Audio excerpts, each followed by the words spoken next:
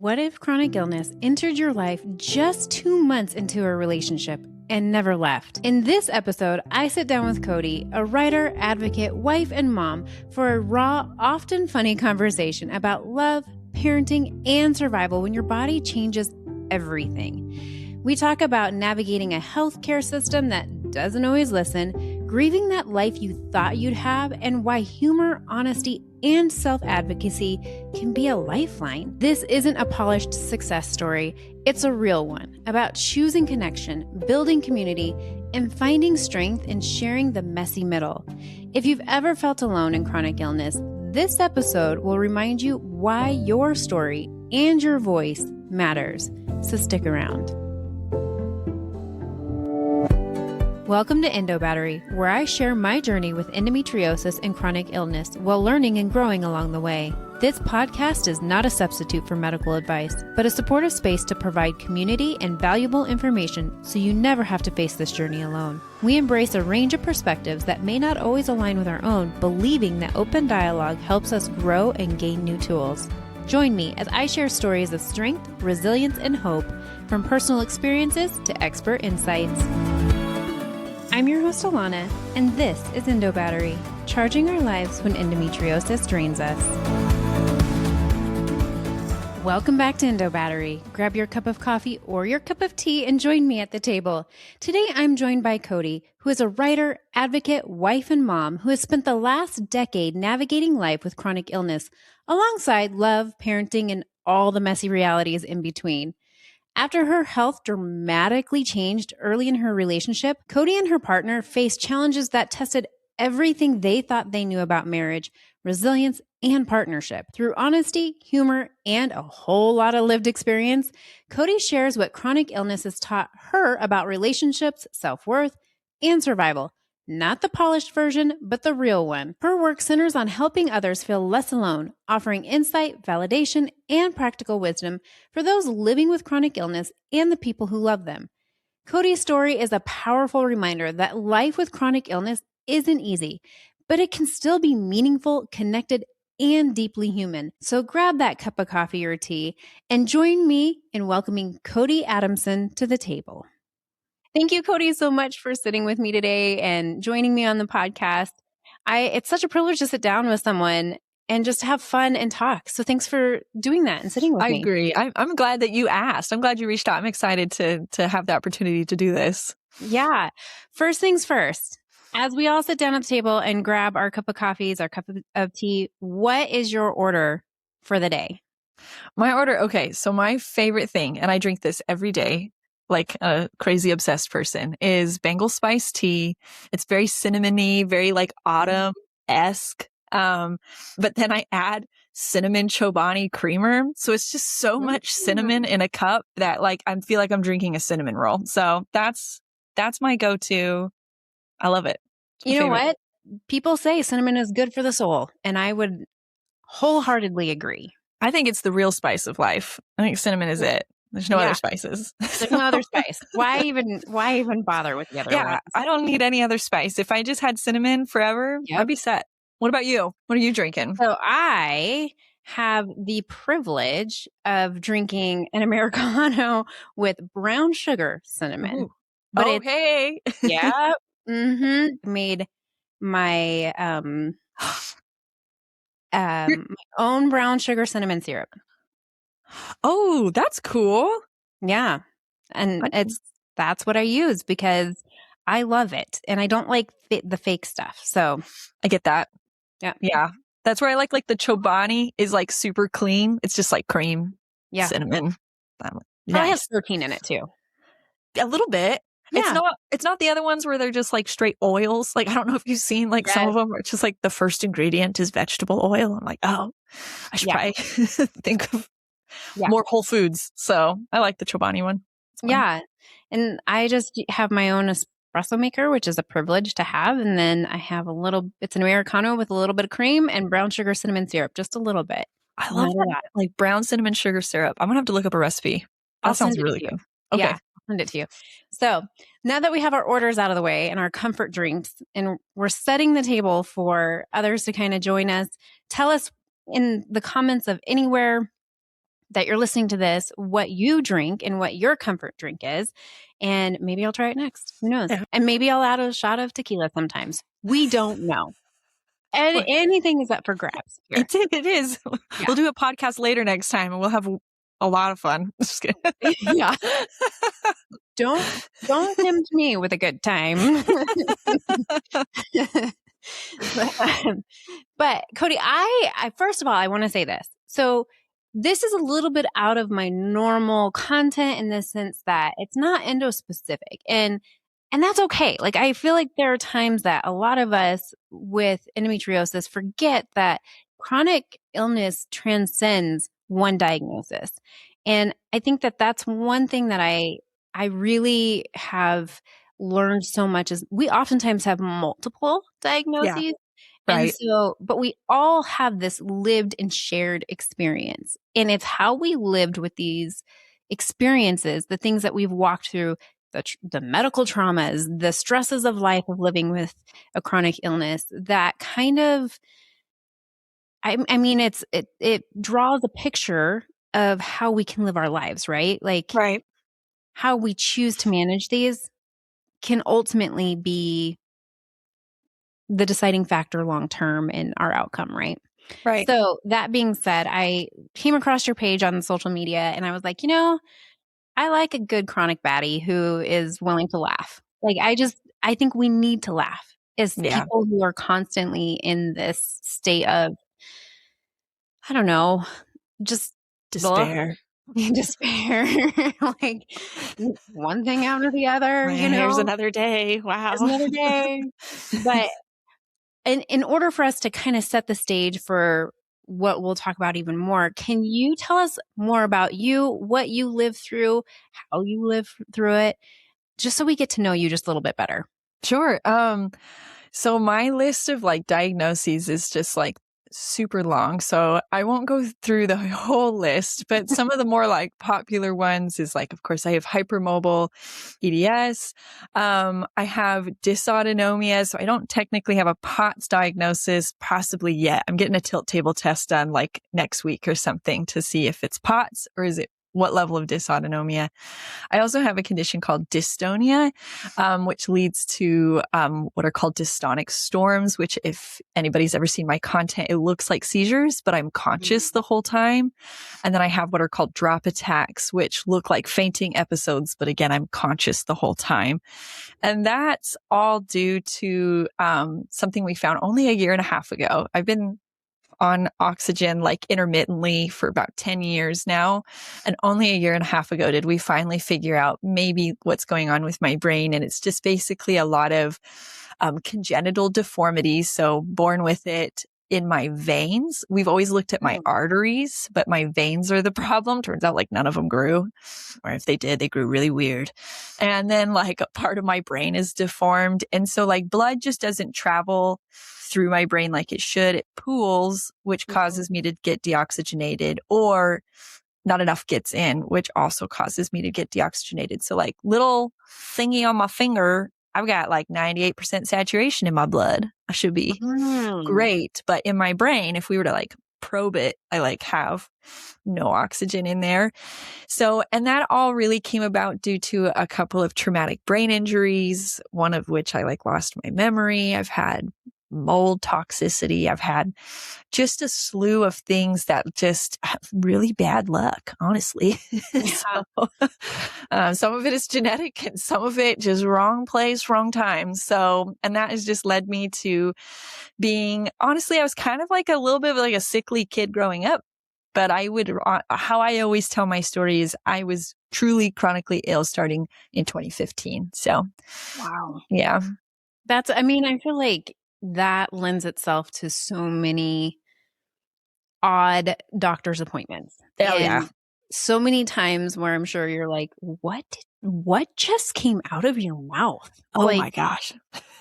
what is like, what are some of those things that were said to you that like made you like side eye a little bit, I just remember so my very first time I went to the ER for my dystonic storms, right? That took over 8 years till we had a name for that. The very first time I went in for my dystonic storms, like I just was like nonstop seizing, and they were telling me I was having muscle cramps. And I was like, they're like, you just need some bananas and some salt. Like, you are bananas. That's what you are. What in the world? As I'm like sitting there, like my head's just nonstop bobbing. My arms and legs are like, I look like some weird exorcist moment, I'll be honest. And they were just like, bananas are going to fix you. And I'm like, that's not the solution. And even like after that, my next like ER visits were like, these are menstrual cramps. And I was like, I'm going to take my uterus and chuck it at you if I can. So this is not menstrual cramps. I know it sounds a little bit gory right there, but I just, I feel like my experience with medicine has just been really difficult because I've had to advocate hard to be taken seriously. Cause like the number one thing I have gotten for a long time was this is a panic attack or some sort of psychological disturbance, which like I do have anxiety and mental illnesses are real. So like we did explore that for a minute, but it's not. It was something physiologically wrong, and it just took a lot of work to finally figure it out. But yeah, I've gotten some comments. I'm sure you have. I don't know. I like want to say more mental illness. Basically, like, do you even have a uterus? Because let's be honest, half the time it's guys that are just like, it's probably just a woman problem. I'm like, not a woman. What? I chucked my uterus right out, and I still had a problem. So yeah, exactly. That is, I'm not exactly there. Exactly. I think it's such a lazy diagnosis, though. I think it's because they don't know, and they aren't given the time to really explore it. And I think that's a big part of the reason why in the health system, we don't get the care we need, because money drives it, time drives it, not patient-centered care. And we are a reactive, not a proactive healthcare system.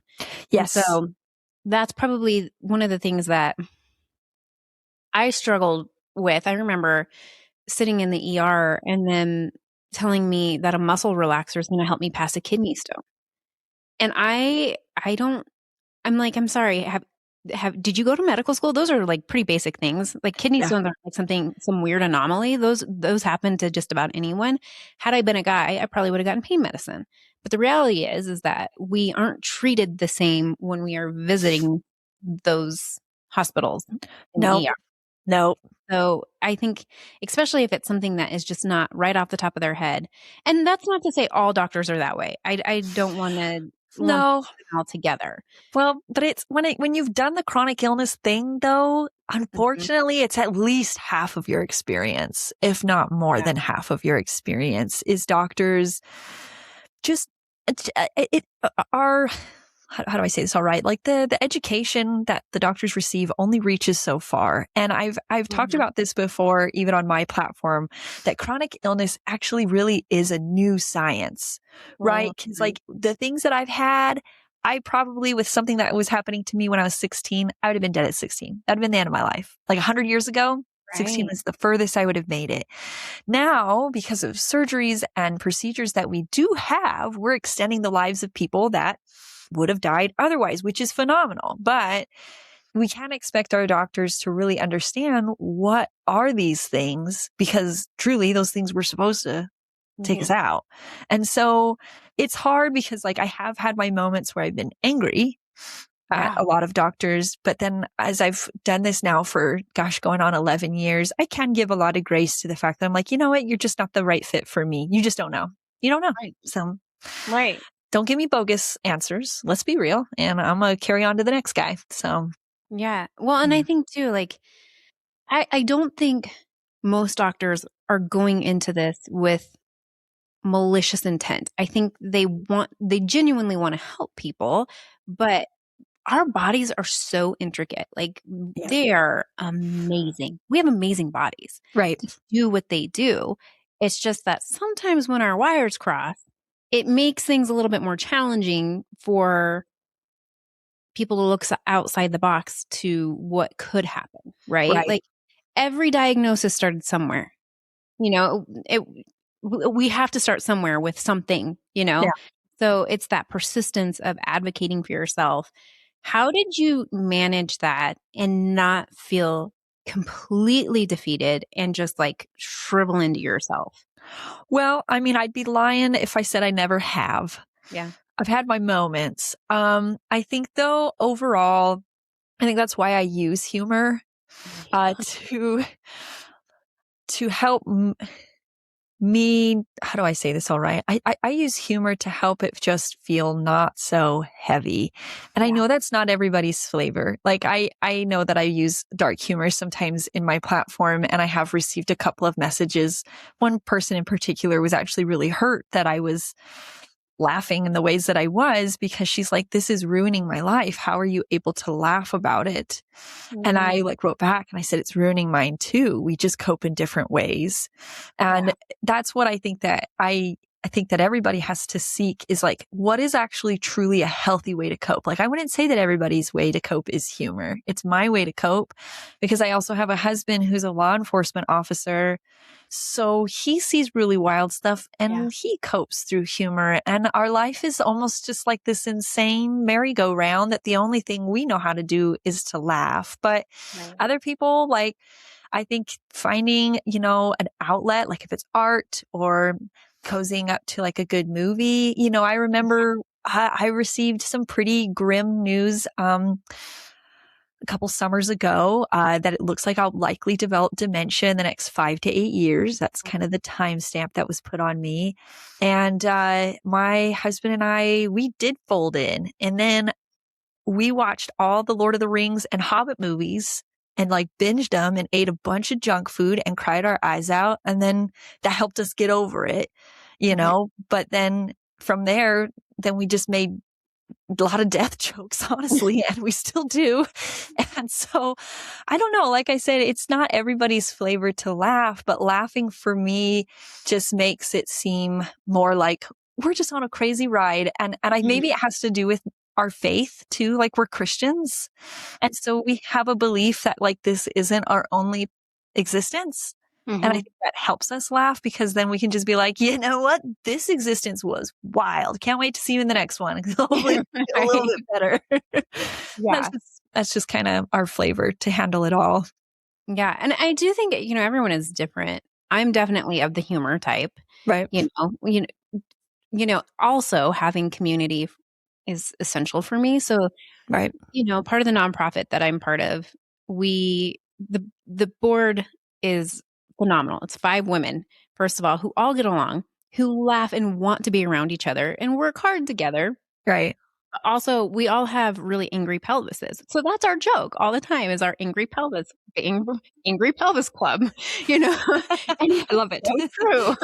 We all have an angry pelvis. Some guys, like some of our husbands were like, you guys, that is not like, I don't like that. And I'm like, but it's true. Okay.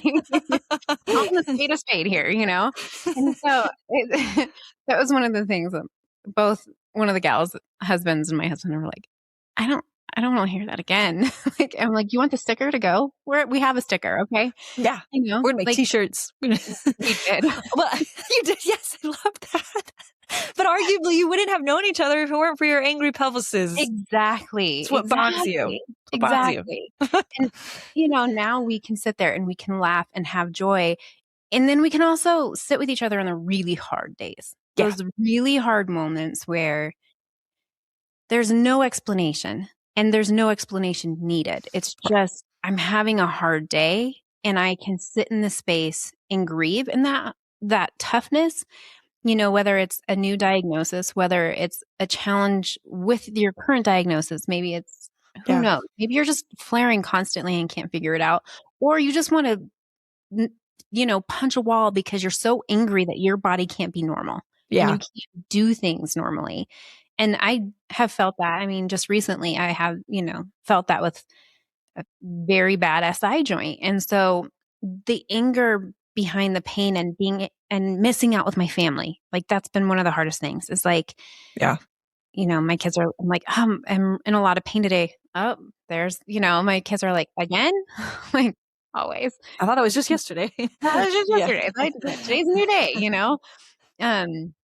But I think there is like something to be said about holding space for both, Yeah. right? There's space for humor and there's space for grieving. Yeah. There's space for just being too. There doesn't have to be a name to it. And there's healing in all of those things too. Right. You know, what have you found to be the most beneficial, other than humor, way to kind of walk through those challenging times? I mean, you talk about going and having a movie night. Right. That's one time, but how is it consistent? Well, actually, so that was like something I really explored this past year. I don't want to get too heavy on like something that happened. I had a very traumatic thing though happen Christmas of 2024. So 2025, I just needed to take the year off. Like I just needed to not chase all of my problems. Like I had to go to a few doctors' things for a handful of issues that were rather like acute, like couldn't ignore them. But otherwise, like I didn't chase for answers. I didn't chase for diagnoses. And then what I took the time to do was like actually really explore this, like what makes me feel like me. And I created this list where I had 3 sections, right? So the first section was I wrote things I used to enjoy. And that could just be in any phase of my life, from when I was a kid to even presently, things I used to enjoy. And then I would go and do that thing again. Like for example, I used to play at open mics a lot. I used to sing and play my instruments and everything like that. So I went to the open mic, tried it out again. And then like I really paid attention to like, how am I feeling? Do I feel myself? Do I feel grounded right now? And then, so that's where it would lead to my second section, which was keep, adjust, or drop. So either I keep it like, okay, yeah, I feel good right here. Or I didn't quite feel it. So I'm going to adjust it, try again. Or like, you know what? Nope, that wasn't me at all. I've that part of me is just gone now. And so I would just drop it. And then that third section just allowed me to kind of write those notes of just like, okay, I think I need to adjust this, and this is how I'm going to adjust it. I'm going to try it this way next time, or any other thoughts that would come up about it. And so honestly, by the end of the year, I told my therapist, I was like, turns out I was doing a lot of things that like weren't good for me. I was just like spitting myself out there in the world, just like trying to find joy, trying to find dopamine, honestly, half the time. Just something to like feel like I'm enjoying my life. And I said, I was just doing a lot that like I didn't enjoy. I said, turns out by the end of the year, I only have like 4 or 5 things that like I really enjoy, that like I really sit with it and I want to do it and I feel myself. And he's like, that's normal. It's like, it's not normal to have like 25 things. I was like, oh, I did. So overachiever. I wasn't trying. I think my brain just like was never really checking in with like, does this actually feel like me? Cause like you hear, you'll see like trends online. You're like, well, that's cool. I'll try that. Or, and so I was collecting just too much, and I was like overwhelming my system with just nothing that really helped me enjoy who I am, or to like climb out of like really rough moments. So like I just had another like phase of so this year I'm now starting to go back to like trying to figure things out with my body. And the past doctor appointment I had gave me some news that I didn't love. So I was sad, ate some chocolate, because that's one of my things. Turns out not dropping chocolate. Nope. Turns out that is on the favorite list. That is on the top. And then I came home though, and I painted.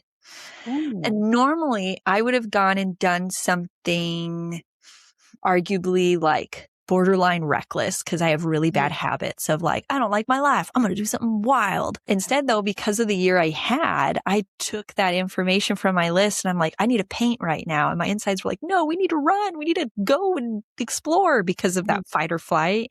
Yeah. And like that like grip with like mortality that sometimes is just really hard to face.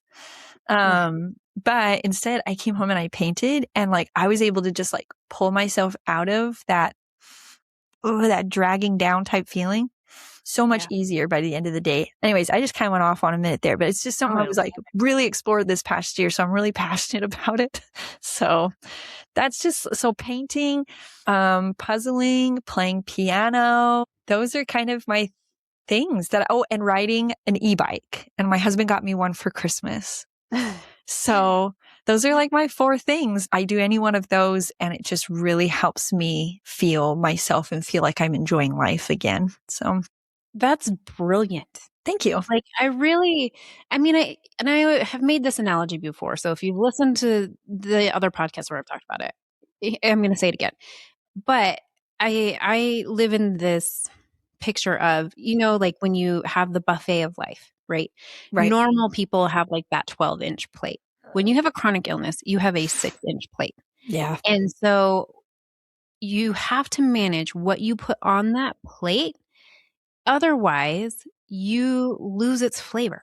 You lose what's good. It gets kind of like you can't differentiate between what you really like and what you don't anymore. And when it starts to overflow, you can't just like shove it back on. No, there's not enough room. Fall off, right? Yeah. And you may drop something that you love doing because you're trying to fill it with other things that you don't love. Yeah. And so I think that's one of the things that I've had to teach myself in this season of like, really exploring what it looks like to have a tangible pace of life or a sustainable pace in life. Right. For me, where my body doesn't react negatively, I have to find the things that fill my plate that are good and that I want and that are necessary. Yeah. Right. And so I think being able to differentiate that the way that you talked about is such a powerful tool for all of us. Yeah, I think that it was just right because like with your like analogy, I don't know, of 6-inch plate. Yeah. What's the right word? Of a 6-inch plate. It does become that because like with my example of doing open mics, turns out like it's too much noise for my systems now. Like and when I start wearing out my nervous system, everything just starts to wear out. And so then I adjusted it. And I went and tried a bluegrass group, like just jam session, which I'm not a bluegrass person, but I was like, I play guitar, so I guess I could do it. Try it out. And then I brought noise canceling earplugs with me because I knew it was still going to be noisy, but it wasn't going to be as noisy as performing as something with like amps, right? And I was able to do it and I came home and I wasn't sick from it and I was happy with it. So that's why you do like the adjust, because like with a chronic illness, it might shift year to year, but like what are those things that ground you and that make you really just sit in that moment and be like, I really like living right now. Like right now, I really enjoy living because that's a hard thing, I think, for people with chronic illnesses to wake up every day and have to do chronic illness existing again. So that's to date your doctor. Yeah. We were talking about your doctor. Chronically date my doctor again. Yeah. Going out on another date with my not doctor. Like The Bachelor. They're not cute most of the time. Sorry, doctors. Sorry, doctors. We love you. But there's like to be like, well, who's on my books today? Oh, another doctor's appointment. I went through that and I'm kind of in that state now where there for a while I was going to quite a few doctors trying to figure out what was going on. And I was getting to the point where I was like, I'm seeing a doctor multiple times a week. I can't do this anymore. Yeah. I need to breathe. I feel like I'm getting lost as a patient. Yeah. I always say, I feel like sometimes I'm a professional patient. And honestly, like, I don't want to be a professional patient. No. I want to be on a team with my doctors, but when you're going so often, it kind of feels that way. And I do think it stresses our immune system and our, nervous system out to go to so many doctors, right? Right. Sometimes it's necessary. We can't avoid it all the time, but that's kind of like one of the things that I have been working on is this a doctor's appointment I need to be in physically, or can I do a telehealth? Oh, that's a good thing too. Yeah. There you go. I don't know about you, but as someone who has some neurodivergence in her, ADHD, probably some autism, and but the fluorescent lights and the smells, overwhelmed me. Like I Right. can't, there are times, and I get really, really nervous, especially seeing a new provider. I get a lot of anxiety because of that medical trauma, because, who knows what's going to happen next? Am I going to get another diagnosis? Am I not? We don't know. Right. So Right. there's that added fear there. But walking into a doctor's office, smelling it, being in the fluorescent lights, hearing all the noises, Yeah. and sitting in a waiting room, can I just tell you that's anxiety driven in and of itself. I hate waiting rooms so much. But does this have to be in person, or can I do a telehealth? Yeah. Because if I can do a telehealth, I'm going to do a telehealth. Then I have my comforts. I can take a breath. I can take a pause. I can be in the environment that is most comfortable to me, Yeah. you know? And that's kind of one of those ways that navigating doctor's appointments for me has been more bearable. I think that's genius, because I think I'm going to have to convert a lot of what I do this year to that. Because Mhm. like I said, last year I kind of took the year off, but already I've had to go to like 5 appointments and it's just January. Right. And so I think that's a great way to also kind of, not only do you take charge of your hobbies and interests that help you feel grounded, but you're also taking charge of like your mental health when it comes to seeking help. Right. And so many of your appointments really can be done telehealth, it's just give me an update on my labs. Just tell me. Yeah, So, exactly. And also like, let's avoid like all the germs going around. honestly, it's a lot of that. I get what you mean with the waiting room thing. I get like nasty germophobia in all my Sure. doctor's appointments. I went to a doctor's appointment, and it was like, it was like a sports medicine doctor. And so they help, different range of people of, Sure. various degrees. And then there was this old guy that came in, and there was like a bathroom in the waiting room, which is a ick. Okay. It is. It So- stinks. It stinks. Like, let's just not. Okay. No. Right. And I'm like, why is this necessary? So there was a bathroom in the waiting room, and he's like walking around, and then he goes into the bathroom, and I kid you not, he walks out and the toilet is still flushing. There is no way he washed his hands. No way. Gross. And so I'm like Gross. sitting over there. I'm like sanitizing. I just can't do it. I can't. It's just not in me. But that's where, being in my own comfort zone, I can kind of avoid a little bit of that. But Yeah. but Well, and it's just smart. I mean, I think a lot of people with chronic illness have weaker immune systems in general. Mhm. So it's just, why risk if it's not necessary? So 100%. 100%. How do you navigate this as a wife, as a mother? Because humor is great and it's a really good medicine, but it doesn't solve all your problems. And Right. you have a lot that comes to you. And if you're anything like me, there's a lot of mom guilt. There's a lot of wife guilt. There's a lot of like, I don't want to say shame. I don't have shame behind my body, but there's anger. There's Right. sadness, that you're feeling like you're missing out. How have you navigated that? Well, still with humor. I told my husband to divorce me today. And he knew I was joking. I was just like, just divorce me already. I haven't been able to do the dishes in days. And I just feel really bad. Anyways, just been laying in bed, honestly, for 4 days now. Yeah. And so, but I mean, like underneath the humor, where I get the most tender is with my kids. Mm. Like my husband's a grown man. He can take it. There have been moments though where he isn't taking it well, and we have to really regroup and reconnect. With my kids though, they're experiencing life through such a different lens than all of their friends. And I think they're just now approaching the age where they know it's different. And I was actually just talking to my husband about this morning, is that there's another gal that I follow. She's got 2 very young kids, like a toddler and an infant. And she has this moment where she's having a seizure and the little toddler's just like walking around her like, da, da, da, this is what mom does. And my kids used to be that way. But now when I have a seizure, they cry. And they don't know what to do. And so honestly, like our biggest focus is making sure that our kids feel connected to us. It was tempting, and at times still is, for me to push them all away. Mm. Because if they have less of me, maybe I won't hurt them as much is kind of like the silly mentality behind that.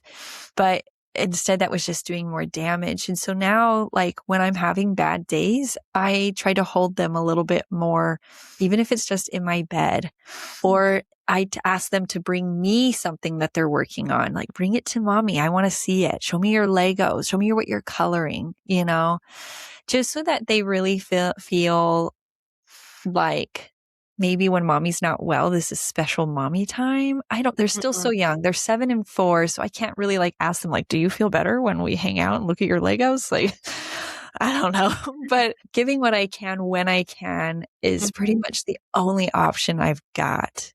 Right. And I just hope and pray that in the end, I mean, arguably they're going to have trauma, and I hope that therapist does well in the future for them. But I hope that like it's at least sweetened with little memories of, yeah, my mom spent a lot of time in bed, but then we got to like watch movies together.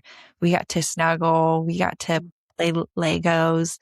I don't know. It's really tricky to navigate because it is a very emotional thing for them. And in fact, I mean, we're about to sign my 7-year-old up for therapy just because he's having an emotional reaction sometimes that we just don't know how to handle. Yeah. And so we're just using what tools we can. With my husband, he's done his own therapy bouts with it because there's just times where he can't come to me to express how upset he is because arguably it's upsetting for me to hear it. And so that's been a very useful tool, but I know that like overall, I think being really transparent, we say that word a lot. Let's be transparent right now. Like, how are you feeling? How are you doing mentally? With my husband, the transparency, we even for a while there did what we call a transparency journal, where it was getting really hard for us to talk about how hard things were without getting emotional. And so we would write out all of our thoughts of like whatever. And then we'd hand it to the other person, and we had a rule that they had to answer it in 48 hours. And so they got to sit down with these thoughts, these emotions when they were ready for it, and then express their thoughts and emotions kind of without the odds of like anybody interrupting it, anybody saying they're wrong. Right. And that actually was really healing for a phase in our marriage where we were really struggling to feel connected. So it takes work. It unfortunately, if you're chronically ill, you're working really hard just for what a lot of people would take for granted.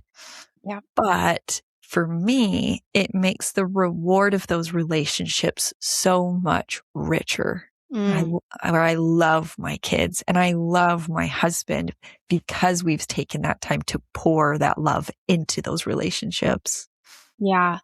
One of the things that's really hard, I mean, I have days where it's really hard for me to give more at night specifically. So like the bath times, the dinner, the dishes, the cleaning up. My husband has to take a lot of that load. A lot of that load. Right. And there's a lot of guilt that I sit with in that because I'm like, I should be doing more. Like he works all day, he comes home, he pretty much takes over the household when he gets home, and he never complains about it. Never complains. But I have that guilt, right? Like I need to be more of a partner to him. And one of the things that I do to kind of help connect that is when I can do things, I absolutely do them. And I can do them a lot of times, but there are seasons where it is much harder to do certain things, right? And I'm honest about that. I kind of help by gauging where I'm at each day when he gets home, and we talk throughout the day, we'll text or whatever. The other thing that we've always done is at night when I'm able to, we do everything together. So it's like we do the dishes together. I'll clean the table while he's doing dishes. The things that I really struggle with, like leaning over a sink, that's really hard for me. And with my back, my hypermobility, like to stand that long in front of the sink sometimes is really hard. So he'll do the dishes and he'll, and I'll clean the table. I'll do the things that I can do and we'll talk. So Right. it'll be in those conversations. Like sometimes we stand around the kitchen and just talk, or, we'll have a drink at night together and Yeah. sit at the couch and just talk. And sometimes it's about nothing in particular, but Yeah. it's about being present Yeah. where you can, you know? Yeah. Same thing with my kids. But it's not easy because now my girls know that they're more susceptible to having things like endo. Like a lot of what I Oh, deal with are genetic yeah. nature. And so my girls know this. They hear me talk about it. They're not dumb, you know? Right. And so there's that guilt for me as far as like my girls could potentially have this and walk through that. I will help them along the way, obviously. They don't have to do that alone. I think they see a picture of what their future could look like. And that bothers me probably more than them seeing me sick. I Does know that- what you mean. No, I do. Cause like I've seen some things with, I mean, like I said, some of my things are just like weird deformities when I was born, but a lot of it is genetic. And I see it actually more in my daughter than in my son. And as I'm watching her grow and her extra bendiness and everything like that, Yep. I'm like, oh no.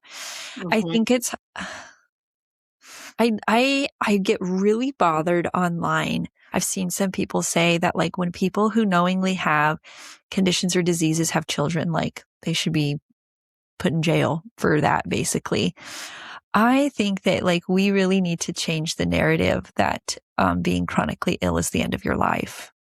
Yeah. Like I was really disturbed when I saw that like the Norwegian countries were getting like medals and praised for eradicating Down syndrome when really the mode for doing it was abortion.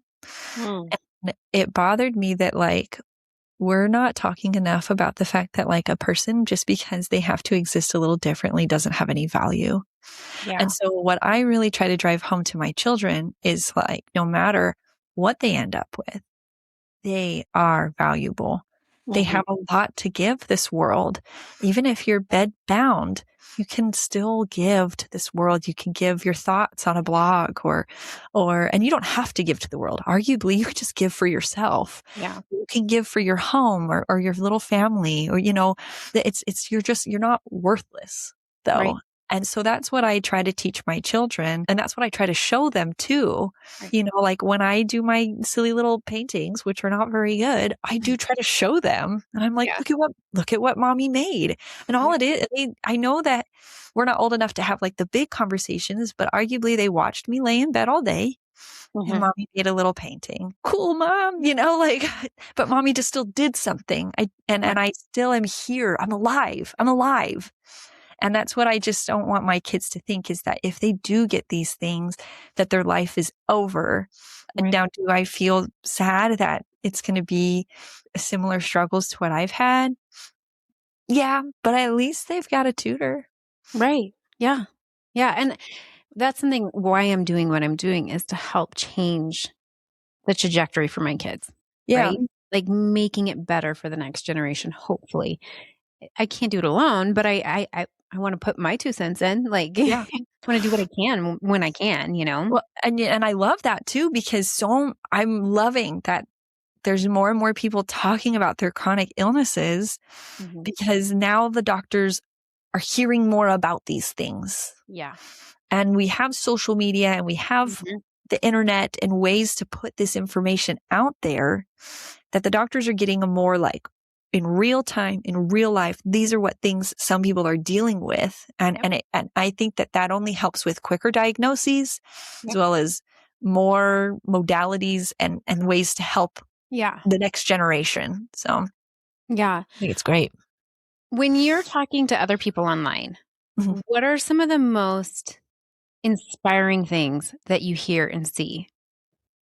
Oh, I think in general, the fact that people want to connect over these issues feels really cool. I only started my platform in March last year. So coming up on my 1-year birthday of being an influencer. I don't know what you call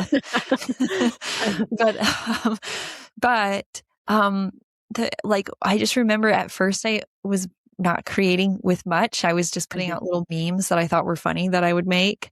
but then people wanted to like talk about them and people wanted to like connect over them. And I don't even have but like one friend that has chronic illness. And I'm like, hey, yeah, this is cool. Wow. And so I think it's just been neat now to grow. I'm still like arguably on the smaller side, but I've got like almost 8,000 on Instagram now and like 6,000 on TikTok. That's not nobody. That's a lot of people. That's a crowd. That's a crowd. And I know what I've been just so touched by is when people are saying that what I'm doing is making a positive impact on their life. I didn't think I could have that effect. I'm a big, goofy, dorky person. And my husband likes me, but I wasn't sure if the rest of the world would. And, you know what? You are winning for one. That's all that matters. That's it. That's right. It's just, I think, watching them feel more courageous to talk to their doctors themselves, watching people say like, hey, now I want to make chronic illness content. I want to be seen. I want to be a part of this. I've gotten comments of like, you know, I'm crying right now. Thank you so much. You put it into words that I couldn't. And all of that just really inspires me to keep going because this can be a really lonely, rough road. And especially if you're just not living in a hospital, I doubt you know very many people with chronic illnesses. So it's just nice to have community that understands what it's like. And I have never had that. And it's really a blessing to be a part of, honestly. Yeah. It's hard to like step outside of your circumstances sometimes and out of the isolation of your circumstances. And then when you do, it kind of feels like freedom to just be you. Yes. And you don't have to make this massive impact of like global proportions by doing everything you possibly can, wearing yourself out, but you can make a big impact in someone's life. Like, yes, I think it's very much, it comes down to like the one, like, so my husband, he does social media. He has a very big following. He's like hundreds of thousands of people watch his face every day. Bless him, because that is not my strong suit. No, he does law enforcement content, so it's a rather polar. He just shows up and there's polarity there. For me, like I was at first really trying to almost like compete. I'm like, I'm going to catch up. I'm going to get where you're at here real soon. Turns out not a lot of people maybe want to like face the music of like what their life is and what they're going through. This is like a difficult topic for people to kind of look at and like want to look at it. So that's where actually, you know, though I have now like a collection of friends that I have a deeper connection with than my husband will ever have with his audience. And so it really does come down to like, if I get just one person that says this was awesome, I'm like, yeah, I don't need thousands of fans. I just need one person to be like, this made a difference in my day. Yeah. That feels really good. Yeah. I'm not good with social media. That is why I never had even made a reel until I started this podcast. And I still am like, well, I don't want to do it. You know, it takes so much of my energy. My husband is not a social media person, is not on it at all. He has no desire to be. He barely talks to humans, if we're being honest. So, but I wish he would, because he's really witty and he's really fun. But it is what it is. And so that's not my strong suit, but it is interesting to like be able to put content out there that is meaningful to you and it's meaningful to others. Like, I love getting those messages where people are like, this really helped me. And I'm so happy that it does. That's the reason I do this, right? Is to help people and give voice to people that feel like they don't have a voice in their own health journey. Right. That is something that I feel like sometimes the medical field can strip from you in a way, right? Like, they strip that autonomy, if you will, by not giving you that space to speak for yourself. Exactly. You know? Well, they don't. I mean, you get like a 15-minute spat with the doctor. You don't get to tell them about like, hey, this is really affecting my husband. He's like super depressed. This is really affecting my children. They cry all the time. Like, there's none of that. You can't be human about it. You just have to switch right into like, here's my latest symptoms. This is what's going on. These are my previous diagnoses. This is the direction I think we should go. What are your thoughts? And they're like, I don't know. try this specialist, and they spit you onto the next guy, and you got to do it all over again. So it's hard. And so like doing content makes it human. Yes. And like I just started a blog this month, with the issue of Kodi.com, issue with Kodi of Kodi. I don't know, whatever I am. And I got my first, an issue somewhere. I've got issues. Anyways. But I had my first person comment back on a blog just like the other week. And like, I'm like, oh, I'm doing it. Like, and it's not because I'm doing it because I'm making money. I even did this funny thing yesterday. Somebody wrote me a poem about mine and my husband's relationship, and it inspired them to write poetry. And I got on my story and I was like, y'all, I don't want to be paid in cash. I want to be paid in art.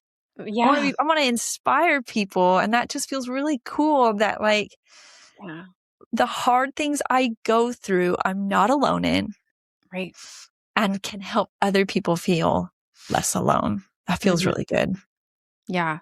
I mean, talking about the whole doctor's office and money thing, we touched on this, not on the podcast before, but before we started, was the fact that a lot of times in chronic illness, we end up going cash pay for the things that we desperately need just to survive, right? Because our healthcare system is just not built for those of us in chronic illness spaces, right?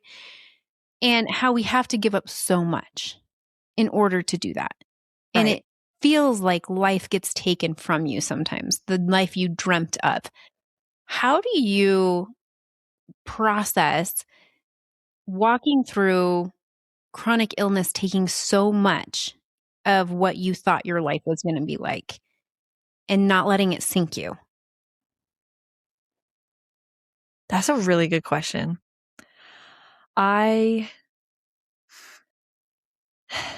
It's hard to answer now because it's been so long that I don't set goals anymore. In fact, my very first blog post was how I find resolutions to be dumb, and I don't like them because nothing ever goes to plan in my year. I'm lucky if I get something to go to plan in my month. Right. And so I know at first when I first got sick, I was still finishing my college degree. And I had dreams of my career, and I had dreams of how I was just going to execute my entire life. And then very suddenly, it was not going to happen that way. And I just knew it. Like my then boyfriend, but now husband, was like, this is just going to be a little thing. You'll be better in a couple months.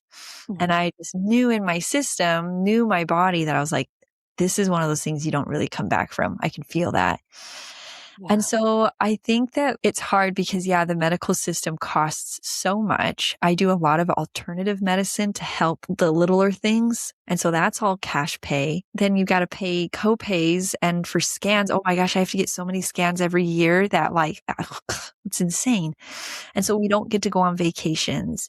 We have kind of an old, halfway broken house. We, don't have any luxurious cars. The luxurious thing I own is an e-bike now. It is very nice e-bike. I really like it. But outside of that, I'm wearing TJ Maxx clothing, and just like, it's easier said than done, right? But don't keep up with any Jones. Yeah. Just don't. Don't even look at them. They're not even your grass. They're not even your yard. They're not even your family. They're not even your life. So how do you make what you've got and really make it something magical? I can't say every day feels like I'm in Disneyland, but I got to watch the snow fall slowly out my back door. It's like become that in my life. Yeah. Like it really is. And it took years to get there. So if anybody listening to this is like, I am not there, I'm still angry that I don't get the life that I want, it's okay. Right. Be angry. Go smash some plates. Go throw a pumpkin off of a hill. That was very therapeutic for me one time. It's okay. It's okay. This is really hard to grieve and to let go. But when you can, and in moments that you can, just slow down, stop getting your tunnel vision of all the things you're missing out on and what is actually happening right now. And what is good about it. and what can be just worth living for. And just looking at little snowflakes falling the other day just made my week. I wouldn't say that transition's easy, but with practice, you can definitely change your mindset as to what a good life is. Yeah. I think little things can add up to big things. Yeah. Little things can add up to big impact. They always say, if life gives you lemons, make lemonade. I hate lemonade because it goes down too fast. And so, and I'm just not a real sour person in general, but you know what I do like are those lemon heads with the sugar on the outside that you like, it just stays there, and it lingers, it lasts. And I want sweetness to last as much as I can. And sometimes we have to be okay with just that little bit of sweetness that lasts instead of like quick moments of gratitude are great, but sitting before you and do I have food to eat? Hopefully you do. And if you do, that's a gift, especially if you're not able to work, right? Right. Or food on the table. Do I have friends? Do I have family? And if you don't have those things, reach out to people. Well, people help. We'll be your friends. We'll be your friends. We'll be your friends. Yeah. That's what we're doing this for. Yeah. Yeah. Yeah. I can be a good friend. I may not get back to you. I might look at your text and not get back to you for a week, but I'll get back eventually. I will get there. I'm just as bad. ADHD it's a thing. I didn't know I had it till a year ago. I got a genetic test done. And I was like, my mom has ADHD. My sister and my brother, they all definitely have ADHD, but not me. I was like, not me at all. And then I got a test back and it was like, you have 11 alleles for ADHD. I was like, oh, I'm very ADHD. Turns out. Dang it. Forgot to look in the mirror. Whoops. Yeah. But no, it's a real thing. But no, like I said, I think that like if 10 years ago me heard somebody saying like, just love the little things, I'd be like, shut up. I don't want to hear that. Like, don't tell me. I want the big things. I want my dreams. I want what I want. So it's like there's space for both. Yeah. But like what you said with the lemon head, if it's sweet, stop. Just soak it. Just get all the sweet you can out of whatever that little moment is. If it's your kids giggling, just stop. Listen to them giggle. If it's a new song dropped by your favorite artist, just sit and listen to it. Just enjoy it. So it just makes life rich. Yeah. Let's go for like a nice rich slice of chocolate cake. You're not eating the whole cake. Just get a good slice. Good slice. And if it's memes back and forth to your best friends, then let it be. Let it be. Yeah. And that's okay. Sometimes we just need to like doom scroll. Not doom scroll. I don't encourage that. I encourage doom memeing. There. Yes. Yeah. I have a friendship Instagram group. No, that's all we do. We send funny memes. Yeah. Yeah. That's all we do.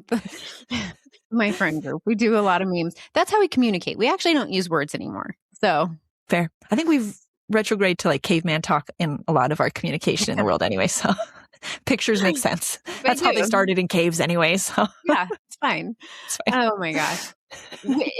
What is maybe one or two pieces of advice that you would have for someone who is really in the thick of it right now, really in the thick of navigating either a new diagnosis or navigating the grief, the sadness, the anger surrounding their chronic illness? What are some very tangible pieces of advice that you would give to them? I'd say my first piece of advice is pain demands to be felt. So go feel it. Go feel it.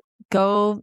I don't know what that is for you. If you need to go sing a song at the top of your lungs, if you need to go, like I said, chunk pumpkins off a hill, if you need to scream into the void, just go do it. It's pain demands to be felt, and that's okay. So do it. And then my second piece of advice, though, after you've felt your pain, choose something that makes your life rich. Just make it your thing. Yeah. Make it so that when you wake up in the morning, there is something there that you really just want to do. You want to wake up for. And if all you have is an energy amount of 10 minutes to do that thing, don't compare yourself to the Joneses that they got to do it for an hour and you could only do it for 10 minutes. Just do your 10-minute thing. I don't know. It's an endurance mindset. You're going to have an endurance mindset. And then after you do it enough, eventually your new normal actually can be pretty good. Yeah. Can be pretty good. For those that are maybe in a better space with their chronic illness, what would be one piece of advice that you would give them in their advocacy? Shout it from the rooftops. Post about it. If you don't want to create like a true social media page, just put it on your Facebook or something, you know, like, or talk about it on YouTube. Just set up your camera and just talk. I think that people are hungry right now for information. Amazingly, like a lot of these platforms have become their own Google search engine in a way. You know, you can use YouTube. How many of us use YouTube? Like, how do I sew pocket on, you know, and there's like 500 videos for people that apparently sewing pockets was really important to 500 people to make a video about it. Your condition, your diagnoses is going to be important to somebody else's journey. I would have not known what dystonic storms were until I watched somebody else's video and I went, oh, I do that. That looks familiar. And then I searched that route and that's how I finally found a diagnosis. I think that's going to be the way that the medical world is shifting is us peers, us patients talking about it so that we can all help the next generation have information quicker so that they can get relief quicker. So talk loud, talk about it where you can, blog about it, make videos about it, do podcasts, just whatever your form, just do it. Yeah. Oh, I love it. I love it. Kodi, you are a breath of fresh air for me. Well, thank you. I've enjoyed this. This is so fun. Yeah. I oftentimes, and I love doing this podcast. I love being able to bring the technical side of things, but I also really love sitting with humans that get it, that can have a different perspective than my own and allow me the space to learn and grow from them how to navigate this life with chronic illness. Like, it is never linear. It's never this, we've got it figured out. We are continuously learning how to live this life and how to live it with a chronic illness. And so when you have others who have a different perspective, there's just something so refreshing. And that sounds weird to say because it's like, I'm so glad that you have chronic illness so that I can learn from you. That's not what I'm saying. That's fine. We all need friends and what the things we're going through. So that's okay. Right. Yeah. If I have to walk through this, I want to walk through it with friends. You know, I want to walk through it with other people who get it. And if we have to do it online, we have to do it online. I guess that's the one good thing about technology is that you can do it with other people, right? I think so. I think that's the beautiful thing about it is that I now get to talk to somebody not even in my state, not even in my neighborhood, but somebody who gets it. And I just got to have a really fun conversation for a whole hour about it. And I learned a lot. So this is, I think, I hope so inspire other people, open up the conversation, get yourself out there, find spaces and places that you can feel this kind of connection. It's really good for you. Yeah. And now I'm going to leave this open to you, whether you want to do this or not. But I always like to leave space for those who maybe don't live in this endosphere, is like what I like to call it, to ask me questions. And I will answer them to the best of my ability. Again, not an expert, not a doctor, just a lived experience and a patient. So do you have any questions that you are dying to ask me? I mean, I'm curious because it's a niche in itself to be chronically ill. Then it's a niche within that to be a chronically ill wife and mother. And so that is a lot of where my interests lie. How do you juggle being a wife and mother with your chronic illnesses? With honesty. With honesty. I think as parents, we sometimes try to hide what we're going through with our kids. And I'm not saying we have to sit and dwell on it, but I do think that we have to be honest because I think the harm sometimes can be done when you push yourself so far to cover up what's really going on so that you can be normal, so to speak, whatever normal is, right? If you're being honest with your kids and saying, this is kind of a hard day for me, I'll do the best that I can. I think they're willing to give you more grace, but also like meet you where you're at. And Right. they're learning that honesty. They're learning how to listen to their bodies. They're learning how to advocate for themselves to everyone in their family, right? Right. And so, as someone who has daughters who will potentially have the same diagnoses as I do, I want to teach them that it's okay to not be okay. Yeah. It's okay to say, I'm really struggling today. I'm really tired today. My fatigue is awful today. And, but also see on the other end how I navigate that, Mhm. and that no matter what I'm dealing with, no matter the pain, the fatigue, the brain fog, no matter, my love for them doesn't change. Yeah. And my desire to be their mom doesn't change. And so from that perspective, I have to give myself the grace to be honest, to be what I am, while also really impressing on my kids that the love will not change regardless. And if they have fear over potentially going through the same thing, I always, always tell them, I will be your number one advocate.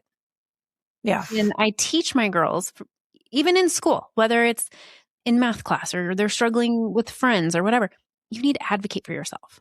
Yeah. And it starts in those little itty bitty ways of like, how do you advocate for yourself? And it can start in school. So those are some of the things that I kind of do. And I also sit and, you know, leave space for grief. Yeah. I talk to my husband about the areas that we're struggling with. And I yell sometimes, not at him. I yell because I'm mad. Yeah. Like I always go to him and say, I'm mad right now. This is how I start. I don't need you to fix this. I just need you to listen. Good foundation. That's a good way Good to start. foundation because, guys, they want to be fixers, And Sure. so I will say, I don't need you to fix this. I just need you to listen. And I will just, I'll word Yeah. vomit, Yeah. you know? And so I think that opens space, but I also encourage him to find other people that have the same experience. Right. Because I think that when you have a support person that is a caretaker a lot of the time, they need an outlet for that too with other Yes. caretakers. Yes. Yeah. They have a really hard job. Chronic illness is hard, yeah, but I honestly think it is harder for my support people. I agree though. Like that's I've actually made a shift this year in my content to kind of really like bring conversation to both perspectives, both those that are going through chronic illness and the person that's giving care. And because it just, everybody needs to have that community and that place to feel like I belong here. People get it here. So yeah. I think it's Intimacy great. looks different for everyone too. That's the other thing. Like in your marriage, intimacy looks different for everyone. Yes. So to compare that aspect, intimacy could be legitimately just hanging out together. Yeah. And that's that's what we're trying to open up this year about, is just like there are phases where it's one way and there are phases where it's another, and both can exist. That doesn't mean that your marriage is failing. It doesn't mean that they're not in love with you or any of those things anymore. It's just, I don't think it's far from a lot of marriages. No.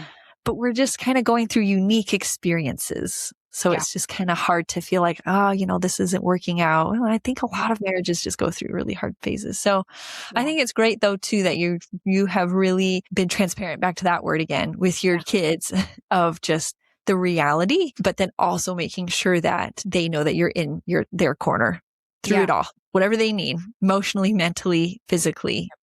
Yeah, as a mother should and does. So Right. Yeah. And not everyone is going to have kids, and not everyone, and those who want, especially when you have endo, a lot of people don't have that ability anymore.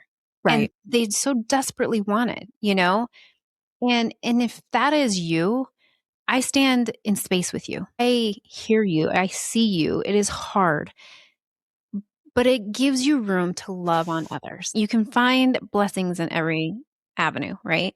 Yeah. But it is challenging to be a mom with chronic illness. It is. It is hard. It is. It's super hard, but I love it in ways, like, not that I love being sick doing it. It's just like it is the road that I wanted. Right. It's the road I wanted, and not everybody wants it, or those that want it, they can't have it. Like you said, my heart hurts because I wish everybody could have what they want in a lot of ways. But Yeah. I think that those that I've talked with that are struggling with infertility, or they're not even with somebody to like make that happen, then there's just still ways that you can give that nurturing care to those in your little bubble, your neighbors, the spaces that you're a part of. But I feel it's really cool to sit down with another individual whose chronic illnesses we cross over in some ways. Yeah. We're also very much trying to do very similar things in our lives. That's where I think it's great that you're doing this podcast, even outside of your comfort zone with endometriosis, because we're all actually living pretty similar experiences. It's just kind of a little bit unique in some spaces. So, yeah. And that lived experience, like I said, it can transcend any diagnoses, right? Yeah. So I think that has something to do with it is talking to others who just get it despite maybe not having the same chronic illness is powerful. But I have so enjoyed this time and just sitting down with you and hearing the rhythms of the oxygen mask. I know. People are only listening. This is oxygen that you're hearing this whole time. But it's great because that is the reality that we live with. That's my reality. That's your reality. And it's keeping you alive and able to do this. So it's a gift to hear that. And it's rhythmic and kind of peaceful for me. So it was like a little ocean. Like if the ocean went shh every now and again. It's wonderful. I don't know. It's just the waves splashing. Okay, that's right. Once it gets all the way up to the sand. Yes. Yeah. Look at it that way. It makes so much more fun. But it's just been such a sweet time to sit with you and laugh. It's just been so refreshing. So thank you for taking the time. For those who want to follow you, those who want to learn more about who you are and what you're going through, where can they find you?